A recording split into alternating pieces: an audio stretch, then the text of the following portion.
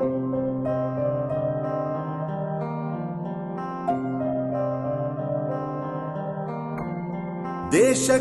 ಯೋಧ, ನಾಡಿಗೆ ರೈತ, ಬಾಳಿಗೆ ಗುರು ಒಬ್ಬ ತಾನೆ.